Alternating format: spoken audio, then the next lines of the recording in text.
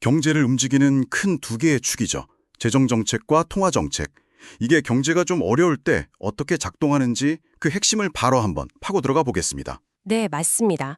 아주 쉽게 말하면 재정 정책은 정부가 돈을 어떻게 쓰고 또 어떻게 걷는지, 그러니까 세금 같은 거요. 아, 정부의 역할이군요. 그렇죠.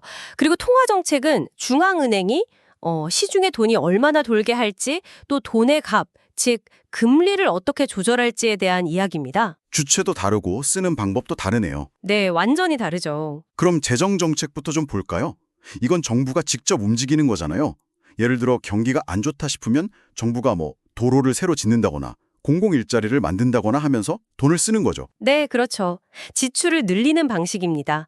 아니면 세금을 깎아주는 것도 방법이고요. 소득세를 줄여준다거나 하면 사람들이 쓸 돈이 좀 더 생기니까요. 아, 맞다. 코로나 때 그 재난지원금 같은 거요? 그거 생각하면 딱 이해가 되네요. 네, 아주 대표적인 예시죠.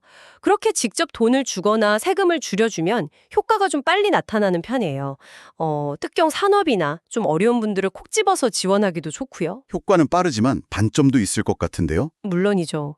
반대로 이제 경제가 너무 뜨겁거나 나라 빚이 갑정되면 지출을 줄이고 세금을 더 걷기도 합니다. 긴축재정이라고 하죠. 근데 이게 뭐랄까 정책을 결정하고 실제로 돈이 풀리기까지 시간이 좀 걸릴 수 있어요. 국회 동의도 받아야 하고요. 아, 절차가 복잡하군요. 네.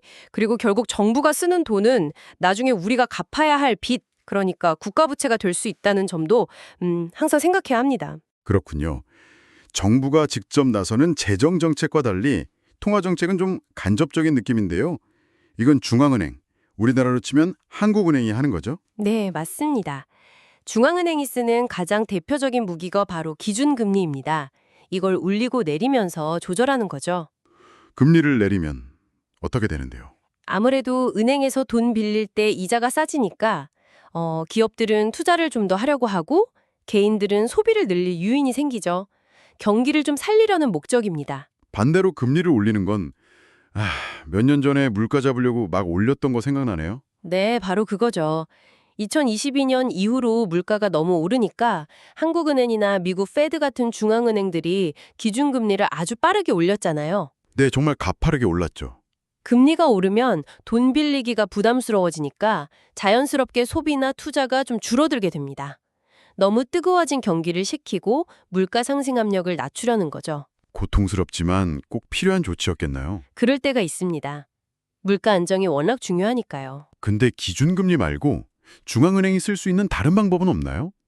시중에 돈을 직접 풀거나 하는 식으로요? 아, 네, 있습니다. 공개시장 운영이라고 하는데요. 중앙은행이 국채 같은 채권을 사고 팔면서 시중에 돌아다니는 돈의 양, 유동성을 직접 조절하는 거예요. 채권을 사면 돈이 풀리고 팔면 돈이 줄어들겠네요. 맞습니다. 이게 상당히 신속하고 또 유연하게 쓸 수 있는 방법이라 자주 활용됩니다. 그리고 은행들이 중앙은행에 의무적으로 맡겨야 하는 돈의 비율, 지급준비율을 조정하는 방법도 있긴 한데, 지급 준비율이요? 네. 근데 이건 워낙 경제에 미치는 파급력이 커서 아주 신중하게, 정말 필요할 때만 가끔 쓰는 카드라고 보시면 됩니다. 그렇군요. 통화정책은 결정은 좀 빨리 될 수 있겠네요. 재정정책보다는요. 네, 금융통화위원회 같은 기구에서 비교적 신속하게 결정되죠. 그런데 중요한 점은 그 효과가 실제 경제, 그러니까 기업이나 가게에 영향을 미치기까지 시간이 좀 걸린다는 거예요. 시차라고 하죠. 아, 타임래그. 결정에도 바로 효과가 나타나는 건 아니군요. 네, 금리 바꾼다고 다음날 바로 경기가 확 좋아지거나 하진 않으니까요. 그렇군요. 그럼 이 두 가지 정책, 재정정책이랑 통화정책은 보통 같이 움직이나요? 아니면 서로 빨아놀기도 하나요? 가장 좋은 건 역시 같이 가는 거죠. 정책 조합, 영어로는 폴리시 믹스라고 부르는데요. 예를 들어 경기가 너무 안 좋다. 그러면 정부는 돈을 풀고 중앙은행은 금리를 낮추고 이렇게 같은 방향으로 힘을 합치는 겁니다. 아, 코로나 초기에 그랬던 것처럼요. 네, 대표적이죠. 정부는 재난지원금 주고 한은은 금리 내리고 이렇게 하면 각 정책의 좋은 점은 살리고 부족한 점은 메워주면서 시너지 효과를 낼 수 있죠. 이상적이긴 한데 근데 현실에서는 좀 엇갈릴 때도 있지 않을까요? 네, 충분히 그럴 수 있습니다. 이게 좀 어려운 상황인데 예를 들어 물가는 계속 오르는데 경기는 안 좋은 스태그플레이션 같은 상황을 생각해 보면요. 아, 물가도 오르고 경기도 안 좋고 최악이네요. 그렇죠.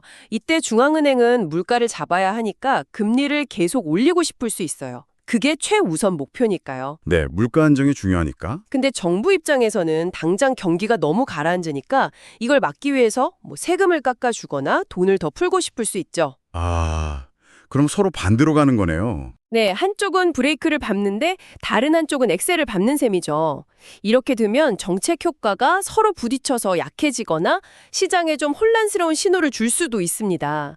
정책 목표나 우선순위가 다르기 때문에 이런 충돌 가능성은 항상 있는 거죠. 결국 정리해보면 재정 정책은 정부가 지출이나 세금으로 직접 경제에 영향을 주는 방식이고 통화 정책은 중앙은행이 금리나 돈의 양 같은 걸로 간접적으로 조절하는 방식이네요. 네, 핵심은 딱 그 두 가지입니다.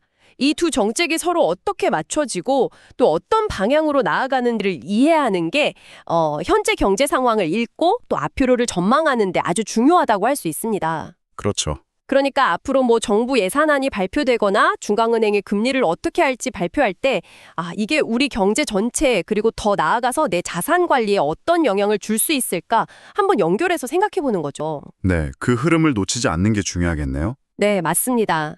거시경제 정책의 변화 속에서 우리가 어떤 기회를 찾고 또 위험에 대비해야 할지 그 실마리를 얻을 수 있지 않을까 생각합니다.